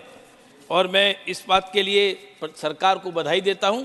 कोरोना के समय पे भी मैं मॉडर्न मेडिसिन से आता हूं, मैंने मॉडर्न मेडिसिन के पूरे देश भर के डॉक्टर्स की भी बातचीत की। उसके साथ साथ आयुष के लोगों ने कोरोना के समय पर जो योगदान दिया है माननीय प्रधानमंत्री जी के इनिशिएटिव पर, वो सारी दुनिया ने इसको अप्रिशिएट किया है। मैं माननीय मंत्री जी से सवाल पूछना चाहता हूं कि जिस प्रकार से दुनिया में आयुष के प्रति जो लगाव हुआ है और इस प्रकार आयुष के माध्यम से दुनिया के लोग भारत में ट्रीटमेंट कराना चाहते हैं, ऐसे आयुष वीज़ा के लिए हमारे कितने लोगों को वर्तमान में ये वीज़ा दिया जा रहा है? आगे आने वाले समय में आयुष वीज़ा कितने लोगों को और दिया जाएगा? सरकार की इसके बारे में क्या नीति है? और आने वाले 5 साल में आयुष को प्रमोट करने के लिए और दुनिया में आयुष के फैलाव के लिए और वीज़ा बढ़ाया जा सकता है और फैसिलिटीज बढ़ाई जा सकती हैं, इसके बारे में माननीय मंत्री जी हमको अवगत कराने की कृपा करें। ऑनरेबल मिनिस्टर जी, हमारे आदरणीय अनिल जैन जी ने जो भी सवाल की है, इस सवाल का जवाब यही है कि अब health hill in India, medical travel tourism और दुनिया की ये हब बने चिकित्सा के सिलसिले में। तो इसलिए दुनिया के अलग अलग प्रांतों से जो भी हमारे आयुर्वेदा चिकित्सा के लिए, आयुष की चिकित्सा के लिए जो भी आना चाहते हैं, उनकी सुविधा के लिए एक अलग सा कैटेगरी वीजा नोटिफाइड की गई है। तो इसलिए मुझे लगता है कि अगले दिनों में आज जो व्यवस्था खड़ा हुई है, आप देखिए All India Institute of Ayurveda Sarita Vihar में जो है, सिर्फ 6 साल के अंदर फुटफॉल 17.5 लाख हो चुका है, 17.5 लाख। और WHO का डायरेक्टर जनरल ने भी एक बड़े डेलीगेशन लेकर उन्होंने भी विजिट किया है और बड़े प्रशंसा की है। साथ साथ में कुछ दिन पहले 12 अफ्रीकन कंट्री की उनके हेड ऑफ द नेशन के डायरेक्शन को वो मानते हुए 12 एम्बेसडर ने भी खुद आया और हमारा व्यवस्था को देखा। तो इसलिए साफ यही है कि हिंदुस्तान में जो भी अभी हॉस्पिटल नेटवर्क बने हैं और साथ साथ में हमारे डॉक्टर्स हो, हमारे टीचर्स हो, हमारा साइंटिस्ट हो, हमारा पैरामेडिकल स्टाफ हो, सभी स्टाफ को जिस हिसाब से शक्ति गई है और जो माननीय प्रधानमंत्री जी का विजन है, दुनिया को साथ लेकर दुनिया को स्वास्थ्य सेक्टर में एक बड़े सेवा देने का जो हमारे प्रधानमंत्री जी का आग्रह है, इसलिए उन्होंने ये बात, देखिए आप लोग सुन तो लीजिए। इसलिए मैं कह रहा हूं, आप इंटरनेशनल डे ऑफ योगा को देखिए। इंटरनेशनल डे ऑफ योगा में इस बार माननीय प्रधानमंत्री जी ने यूएनओ की हेडक्वार्टर की जो भी प्रीमिसेस में जो कॉमन योगा प्रोटोकॉल डेमोन्स्ट्रेट की है, जिसका नेतृत्व उन्होंने दी है, और 135 देशों का डेलीगेट ने उस कार्यक्रम में भाग लेकर दुनिया को यह साबित किया है कि माननीय प्रधानमंत्री जी ने स्वास्थ्य सेक्टर में जो भी उन्होंने उपाय दी है, इस उपाय सही है और ये वैज्ञानिक है। तो मुझे लगता है कि निश्चित रूप से हमारे अनिल जैन साहब ने जो भी सवाल की है, इस सवाल का जवाब यही है, हमारा लक्ष्य स्पष्ट है। माननीय प्रधानमंत्री जी ने एक बात G20 में रखी है, one earth, one family, one future.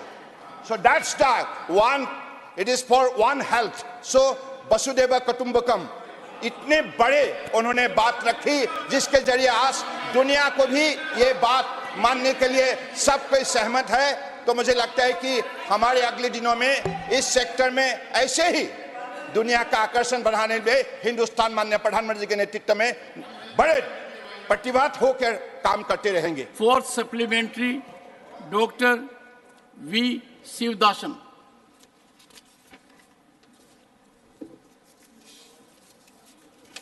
Respected Chair, Kerala is known as a land of Ayurveda. I think everybody knows that. From different parts of the world, the people are visited there for the treatment. So, Chairman also participated in the programs there. So, what I am asking to the Minister, there the lot of noted institutions are there, like Kottakkal Institute, Aryavaidhyashala, Thiruvananthapuram Institute, Kannur Medical Colleges are there. But a national level important institute on Ayurveda, because the proper study, research and scientific promotion of the Ayurveda is very necessary. So what kind of initiative from the union government is there? Then what is the plan of the union government to promote the Ayurveda institutes in Kerala? So government have any plan for the national level Honorable Minister. Institute, Ayurveda Institute in Kerala? Honorable Minister.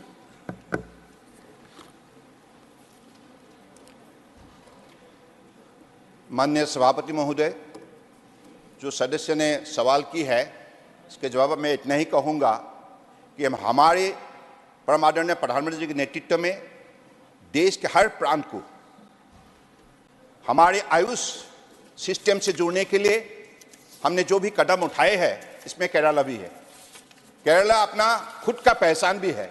Traditional system medicine में केरला ने बहुत बड़ा योगदान दी है और इसलिए अगले दिनों में निश्चित रूप से हमारे स्टेट गवर्नमेंट की जो भी स्टेट एनुअल एक्शन प्लान के मुताबिक अगर प्रपोजल वो दे तो निश्चित रूप से इस विषय पर हम विचार करेंगे।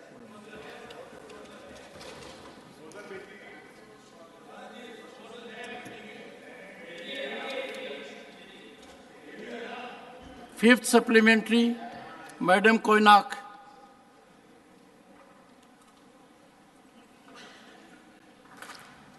I'd like to ask the Honorable Minister, under capacity building and continuing medical education component of Ayurgyan scheme, does the ministry have plans to train Ayush doctors and other personnels in the rest of the states not yet covered in the country, and especially northeastern states of Arunachal, Nagaland, Manipur, Mizoram and Tripura?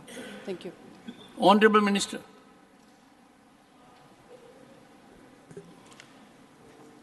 मैं madam को धन्यवाद देता हूं माननीय सभापति जी, क्योंकि north east से है और मैं भी नॉर्थ ईस्ट से हूं और सबको मालूम है कि माननीय प्रधानमंत्री जी हमेशा नॉर्थ ईस्ट को विकास के रास्ते पर तेज से चलने के लिए उन्होंने बहुत बड़ा योगदान दी है, बहुत बड़ा मेहनत की है। I was also there in North East for 3 years.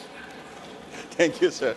So that is a priority sector for our Honorable Prime Minister Narendra Modi ji, who has given everything for the speedy growth of North East.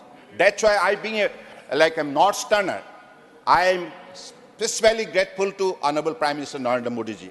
And in this regard, so far 33 integrated Ayush hospitals were approved, and 9 are functional, and 33 integrated Ayush hospital are already under different stages of implementation, and more than 850 numbers of health and wellness centers are being improved. So I believe that's the way we are trying to make Northeast very much sensitive in this regard in the sector of education, research and training, as well as for hospital better facility. Thank you. Question number 18, Shri Neeraj Dangi. Question number 18. Honorable Minister. Supplementary 1, Shri Neeraj Dangi. माननीय सभापति महोदय का धन्यवाद है। क्या हो गया mike? Sir mike sir. Sir मेरे प्राथमिक प्रश्न का जो 4th भाग है उसका आंसर प्रॉपर नहीं है। मैं समझता हूं कि पूरा प्रॉपर आंसर आना चाहिए था। मेरा पहला सप्लीमेंट्री क्वेश्चन है, क्या वित्त मंत्री जी उन विशिष्ट उपायों या प्रयासों के बारे में विस्तार से बता सकते हैं जिनकी योजना सरकार बना रही है, या इसके अतिरिक्त डिफॉल्टरों की बढ़ती संख्या से उत्पन्न चुनौतियों से निपटने के लिए लागू की गई है? Honourable minister.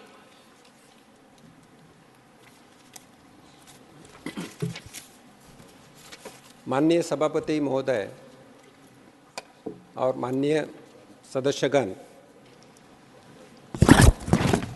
अलग अलग स्कीम के माध्यम से, फाइनेंशियल इंक्लूजन के माध्यम से अलग अलग सिटीजन्स को जिनको ज़रूरत है उनको लोन देने की स्कीम्स है, जिसके माध्यम से वो व्यवसाय करें और व्यवसाय के बाद उनका इनकम बढ़े।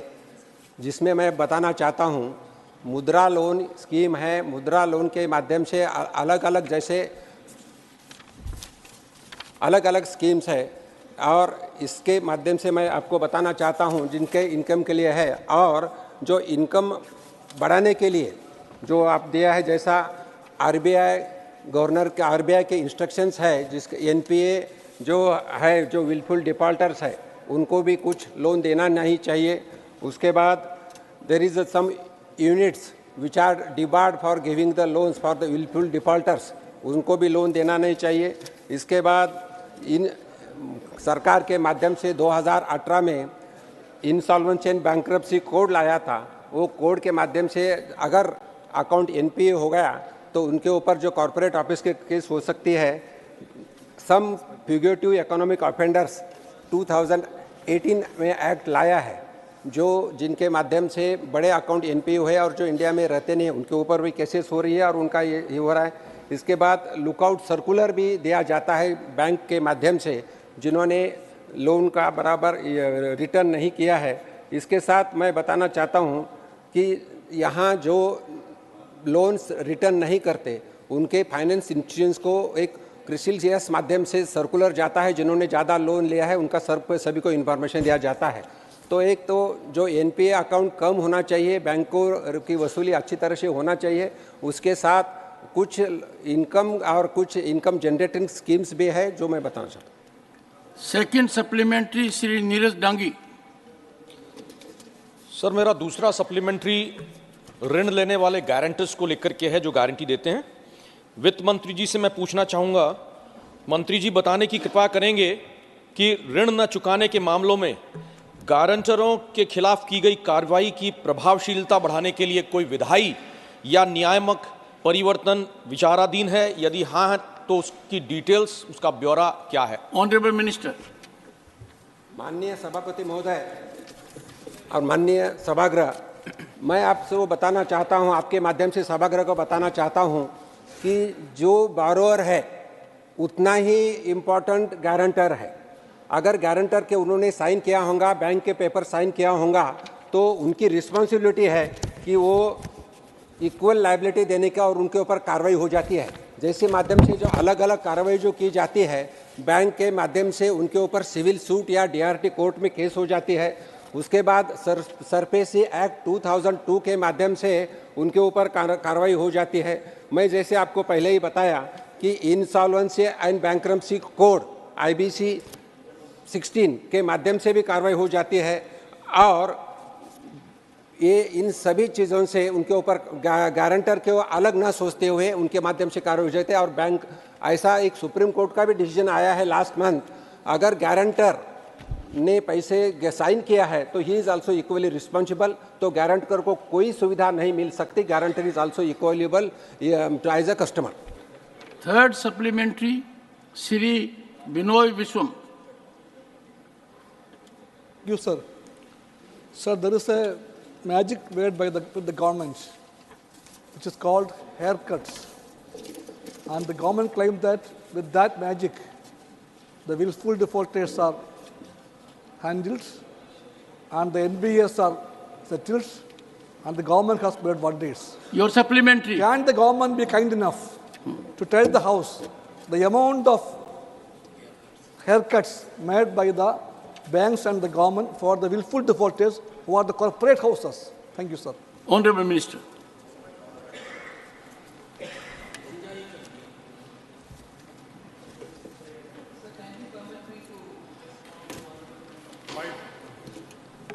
It's not the government which suggests saying take this haircut or take that level of haircut.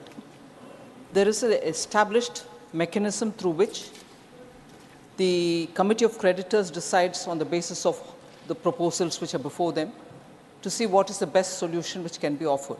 So first I would like to dispel the impression that the honorable members having and also probably putting before this House that the government decides on how much has to be the haircut. Not at all. There is an institutional bylaw mechanism which decides on how the creditors are going to be paid back. So I would like, first of all, that thought to be removed. And if that thought is removed, there is no further answer required, according to me. Fourth supplementary, Shri Jawahar Sarkar. Sir, this question has been replied to in terms of receding amounts of bank loans, bank write-offs. Fair enough. The point that I want to ask is that are we making international comparisons? Because the IMF data released every 6 months shows that the average loan write-off, average bad loan, what we call GNPA to total loan, GNPA to gross NPA to total loan is around 1% to 1.5%.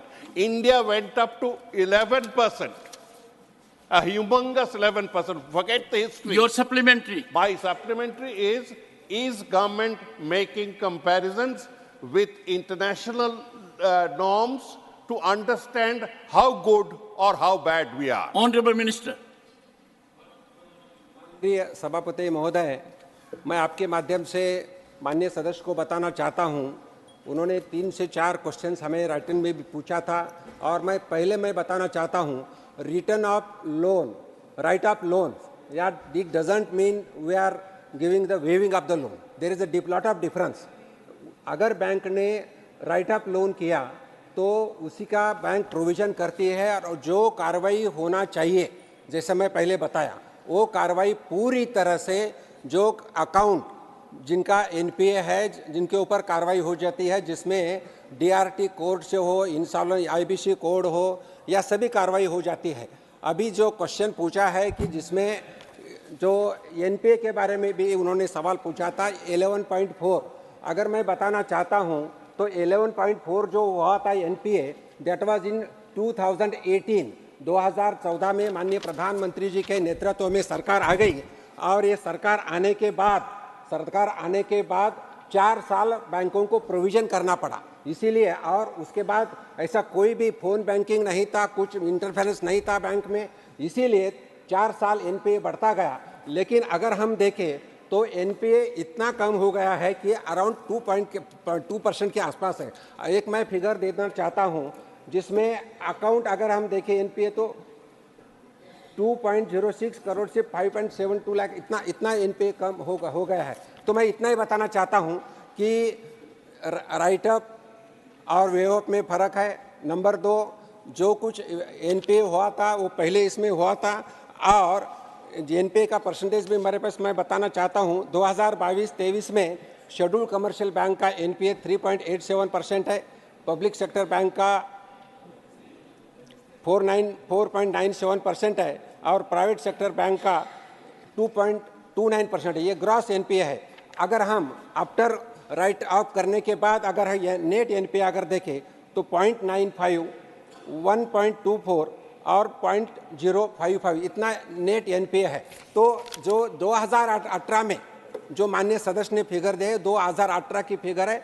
2018 से 2022 तक continuously NPA कम होते जा रहा है. और मैं बताना चाहता हूं सभी सभागृह को कि अभी बैंक का, पर्टिकुलरली पब्लिक सेक्टर बैंक का, अगर सितंबर टू सितंबर लास्ट ईयर का अगर हम लास्ट ईयर का, तो 1,04,000 करोड़ का बैंक प्रॉफिट में. और this year means September to September I am saying the profit is around 1,32,000 crore. All banks are in profit. NPA is going down, and under the माननीय मोदी साहब के नेतृत्व में हमारी इकोनॉमी बढ़ रही है और बैंक अच्छी कर रहे हैं.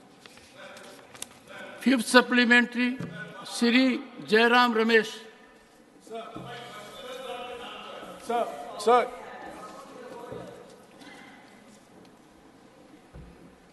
Honorable Minister. I just would seek your permission, sir, to say the question has not been answered. It's absolutely been answered. NPAs gross and NPAs net are coming down. And if the, let me finish. One second. Are coming down. And the numbers are before me. I'd like to read for those who think, no, we are hiding facts. No, I will read by year the net NPAs coming down. And Honorable Member Jawahar Sirkar's question about would you want to compare it with the West? I just want to give one line, sir. If NPAs are coming down in India, and steadily at that, at every year's number shows, which I'll read it out, and would the Honorable Member please carefully notice that banking distress, whether in Germany or in the US, and the banks which are going bust in the US, if that has not been kept in the back of the mind of the member, and he still would raise, would you do international comparison? This is the comparison which speaks for itself. So if you want me to name by country and then by India's banks comparison, it's hair-splitting. You are, as a senior member of the House, aware that even last year, major bank collapses happened both in the United States of America and in Switzerland and in Germany. And here we are showing you figure year after year about NPA coming down. Doesn't that indicate the health of the banks in both these countries? Not only NPAs coming down, profit margins going up of the banks. So, for the sake of the member who would want to persist on this question, I would seek his intelligence as much as yours, sir, in kindly listening to this number. Public sector banks, scheduled commercial banks, I would read both, first the scheduled commercial banks and the public sector banks subsequently. Net profit, net NPA ratio reduction. The high point was 2017-18, when scheduled commercial banks had a 5.94% of NPAs, and public sector banks had 7.97. Next year, it comes down to 3.65. Public sector banks comes down to 4.80. And subsequently, 2.81, 3.76, 2.39, 3.11, 1.67 to 2.19, and 22-23, sir, it's come down, the scheduled commercial banks' net NPA ratio as a percentage has come down to 0.95. And it has come down to 1.24 in public sector banks. Honorable Minister. Oh, sorry, sir. Oh, sorry, sir. They're drawing me to the temptation. Honorable Member Yagnik is a very senior member, a lawyer. She knows the technical terms, terminologies. From Write off and wave off. Come on. I hope the member of this House are not going to be tired of us repeatedly saying, what is a technical write-off, what is a wave-off? To go on asking this question. I'm not going to be tired to reply, but wave off and write off. Is this wanting a second reply? We've repeatedly said. I would urge Jawahar Sarkar, a very experienced senior member, to word his question directly, pinpoint it.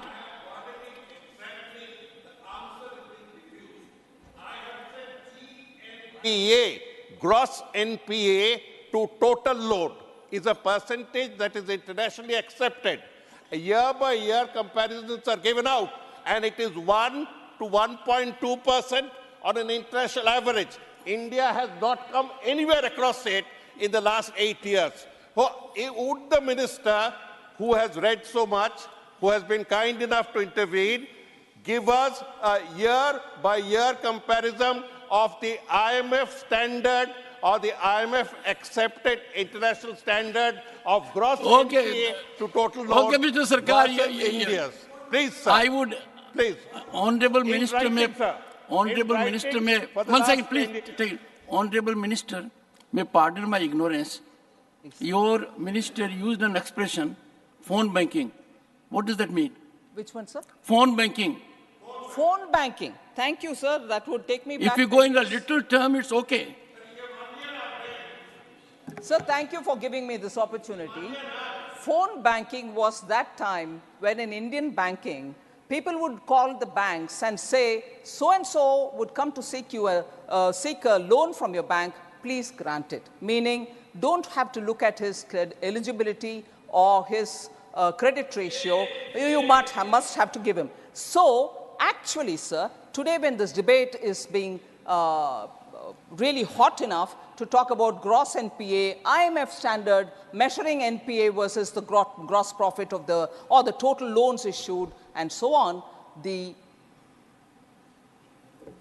heart of the problem was when, during the 10 years of the UPA's ruling, between 2004 and 14, phones were used to ask for delivery of loan to customers who were not worthy of being given a loan. The burden fell on us to sort the Indian banks out with reforms, identifying, first of all, the 4 R's that we talk about. Prime Minister Modi sat with all of us and sat with the entire, my predecessor spent a lot of time, Sri Jaitley spent a lot of time understanding where the problem was and working together with the Reserve Bank of India. So the phone banking was the method through which the political interference spoiled all our banks and drove them to loss-making situation. Today, if enthusiasm is shown on asking questions about NPAs, it is, first of all, look at the problem which contributed to NPAs and made Indian banks actually having a twin balance sheet problem. And the twin balance sheet problem made the Indian economy come down to being a fragile economy. That fragile economy today is the fastest growing and a rate of 7.6 in the last quarter. So please, kindly do recognize these things before questions on NPAs are Shri asked. Jairam Ramesh, the last supplementary. Sir, thank you for giving me the opportunity Ask pointedly. for asking a supplementary.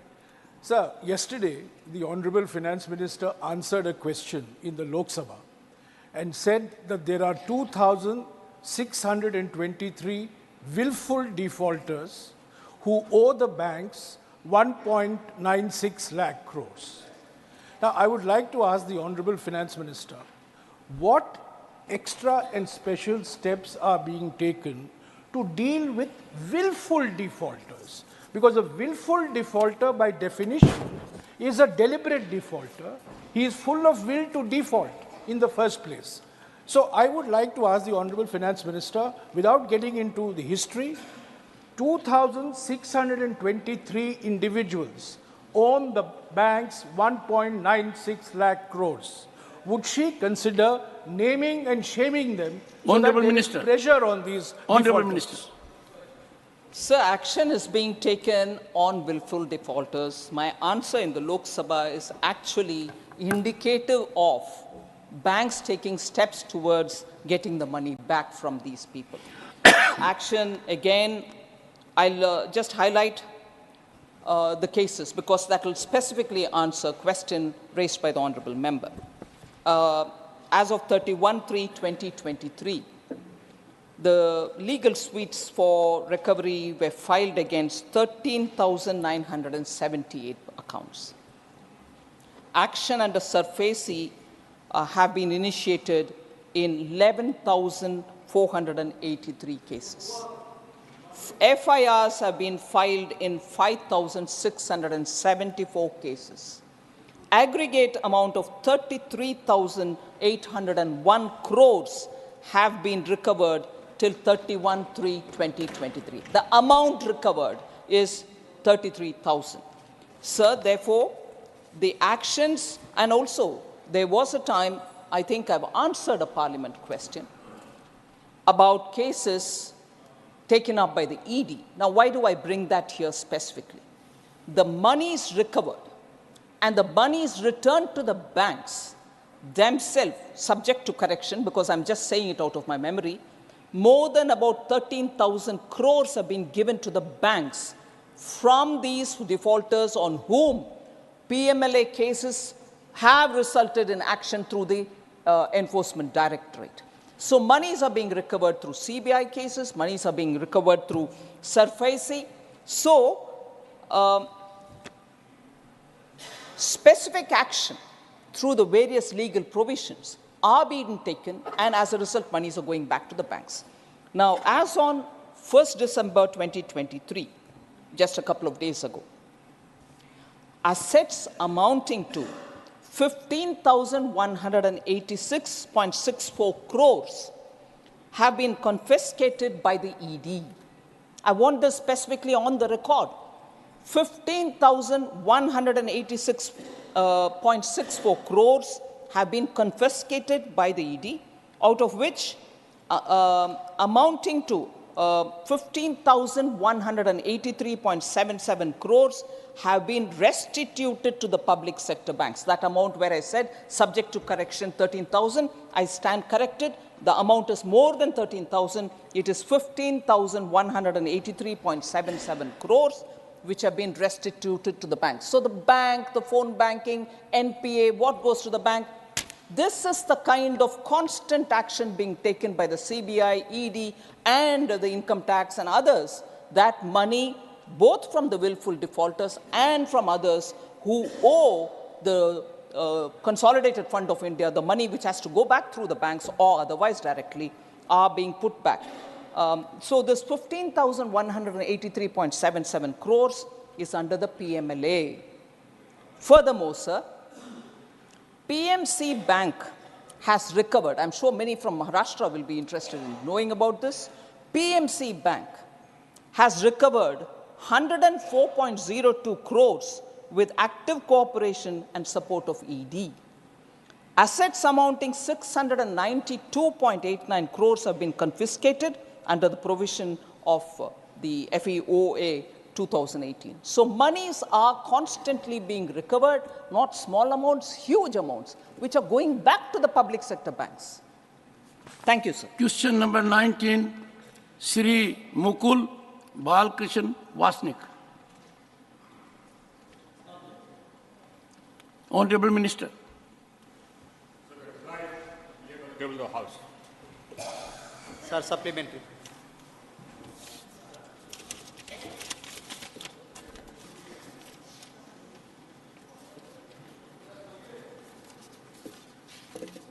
Sri Amar Patnaik.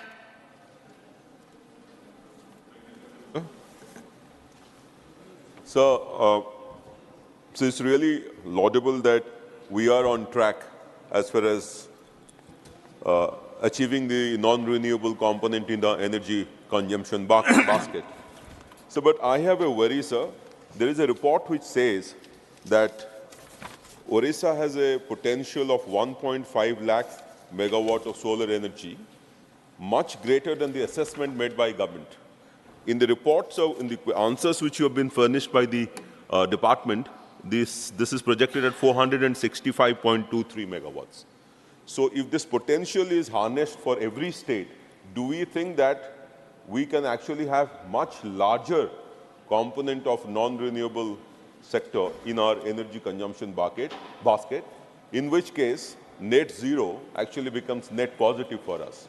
And we could actually be showing to the world that we are having a growth strategy which is much more greener than even what was anticipated world over. Honorable Minister. Mr. Chairman, sir, what the honourable member read out was the established solar capacity in Orissa, not the potential. So the potential is much more.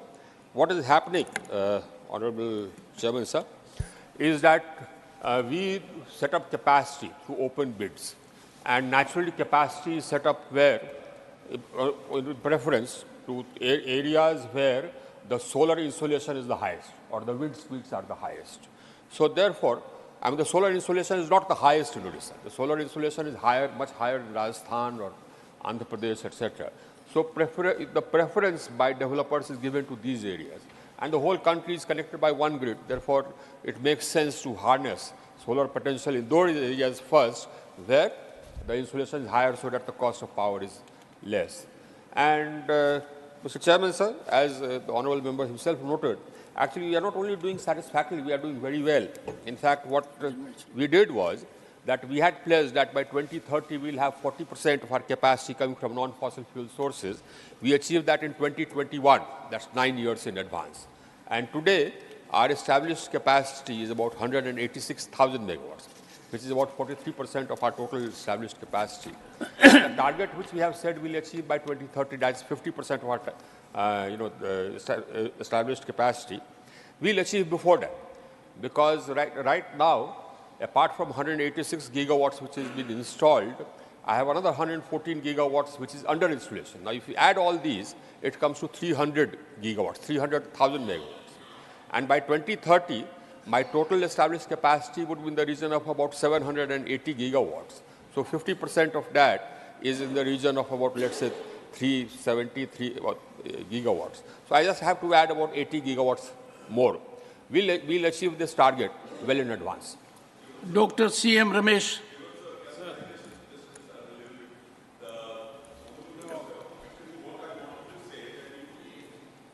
Potential at a low level, then we will be only achieving that target. But if we actually, whatever figures have been mentioned here, wind energy, solar energy, hydropower energy, if our potential is even higher, then we should actually target to actually achieve that, in which case we will have much better potential to achieve a higher growth rate, and even our fossil component can become even more. Well, the Honorable Member can meet the Honorable Minister in his chamber.